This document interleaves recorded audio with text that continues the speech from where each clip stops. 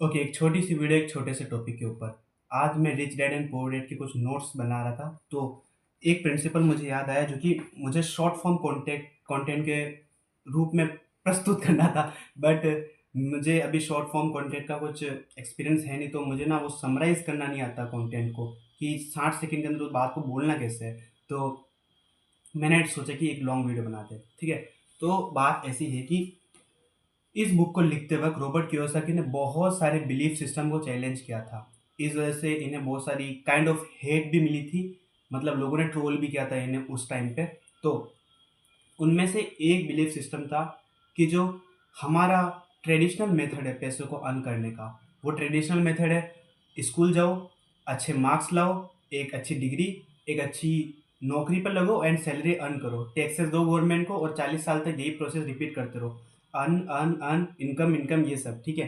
तो उन्होंने बताया ये जो मेथड है, जो कि सब कोई फॉलो करता आ रहा है, हमारे पेरेंट्स ने फॉलो किया, ग्रैंड पेरेंट्स ने फॉलो किया और मे बी हम भी करने वाले हैं। तो ये सिस्टम कभी भी हमें उस फाइनेंशियल फ्रीडम के रास्ते पे नहीं लेके जाएगा।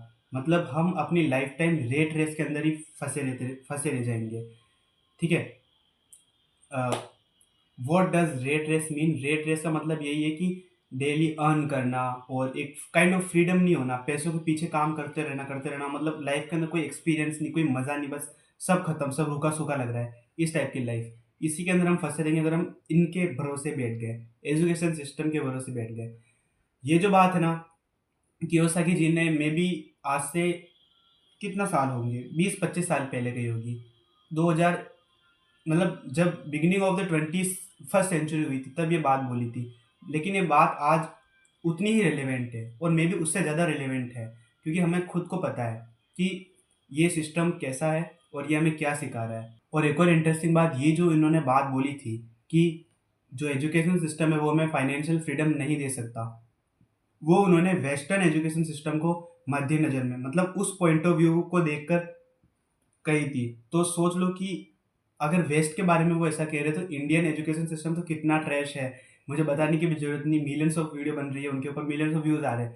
तो करना क्या है, हम प्रॉपरली स्कूल छोड़ नहीं सकते, हम कह नहीं सकते कि मुझे कोई डिग्री नहीं चाहिए, मैं अब डायरेक्ट अपना बिजनेस स्टार्ट करूंगा, ठीक है। हमारे पेरेंट्स हमें अलो करने नहीं वाले। तो करना ये है कि वी आर द स्टूडेंट जिनके पास ना अनलिमिटेड टाइम होता है। हमारा आधे से ज़्यादा टाइम रील स्क्रॉल करने में, फ्रेंड्स के साथ घूमने में और बकवास बात में बीत जाता है। तो अगर हम इस पॉइंट ऑफ व्यू से देखें कि आगे आने वाले 5-10 साल में मनी के मामले में मैं कहाँ स्टे करूँगा, और हम चाहते हैं, सब चाहते हैं कि अच्छा ही हो जो हो, तो इसका बेस्ट तरीका ये होगा कि keep using your brain and keep learning. जितनी ज़्यादा ऑब्वियस उतनी ज़्यादा क्रूशियल बात, अपने दिमाग को यूज़ करो। ऑथर क्या कह रहे हैं? ऑथर ने कहा है कि इन्वेस्टमेंट कैसे होती है ये सीखो, रिस्क कैसे लेना है ये सीखो, जो नई स्किल्स है, डिजिटल स्किल्स, उन्हें सीखो। डिजिटल स्किल्स लाइक जो मुझे पता है, content creation, digital marketing, coding, ये सब, AI, how to use AI in a effective way, okay. इन सब चीज़ों को सीखो, तब जाके तुम्हें आगे जाके फाइनेंशियल हेल्प मिलेगी, तब जाके तुम अर्न कर पाओगे अच्छा। और अगर तुम इसी भरोसे रह गए कि पहले मैं इतने अच्छे नंबर ले आऊँ, फिर इसमें अच्छे नंबर ले आऊँ, इस कॉम्पिटिटिव एग्जाम की तैयारी कर दूँ, देन तुम कहीं के नहीं रहोगे, ट्रस्ट मी और नॉट। और ये कोई नई बात नहीं है, ये पिछले 200 साल से होता हुआ आ ही रहा है ह्यूमन हिस्ट्री के अंदर। परिवर्तन ही संसार का नियम है। जो 18th सेंचुरी थी, ठीक है, उस वक्त इंडस्ट्रीज फ्लरिश होना स्टार्ट हुई थी। तो उस वक्त अमीर वो लोग बन गए जिन्होंने इंडस्ट्रीज में अंदर इन्वेस्ट किया, जिन्होंने कॉटन मिल खोली, अगर तुमने थोड़ी भी हिस्ट्री पढ़ी हो। फिर उसके बाद में आगे आने वाले टाइम में पॉलिटिकल पार्टीज इमर्ज हुई, तो उस वक्त जिन्होंने पॉलिटिक्स के अंदर हाथ डाला तो वो उधर फेमस हुए, उधर उन्होंने पैसा अर्न किया। और वही अब हो रहा है 21st सेंचुरी के अंदर, information, AI, internet, social media, ये सब चीज़ें फेमस हो रही है और इन सब चीज़ों से लोग अर्न कर रहे हैं। फेसबुक का जो ओनर है, जो एलन मस्क है, जो वॉरेन बफेट है, इन सब ने उन इन्फॉर्मेशन को लिया जो कि आज के वक्त में रिलेवेंट है, जो कि आज के वक्त में चल सकती है। तो उस पुराने मेथड को छोड़ो एंड आगे बढ़ो लाइफ के अंदर। लिटरली क्लास 8 के हिंदी का चैप्टर याद आता है, लाख की चूड़िया वाला, जिसके अंदर उस बबलू के हाथ कट गए थे। मतलब इन द सेंस उसकी जॉब छूट गई थी बिकॉज वो मशीनी युग आ गया था। कि उसकी चूड़ियाँ बिकना बंद हो गई थी कि मशीन की बनी हुई चूड़ियाँ बिकने लग गई थी। अगर उसने मशीन को चलाना सीखा होता तो उसकी आमदनी उस वक़्त नहीं छिनती। उसके पास जॉब होती, वो बीमार नहीं पड़ता। यही यही कह रहा हूँ मैं कि परिवर्तन संसार का नियम है। आज एआई आया है, आगे 100 साल बाद कोई ऐसी चीज़ आएगी जो कि वापस से जो जिन्होंने अभी ये सब सीखा होगा इंटरनेट वगैरह और इस मेथड को लेकर वो चलेंगे 22वीं सदी में। वहाँ पे जो आज जो चीज़ें हैं उनको लेकर वो चल रहे होंगे तो ये मेथड पुराना हो जाएगा और यही होता रहेगा।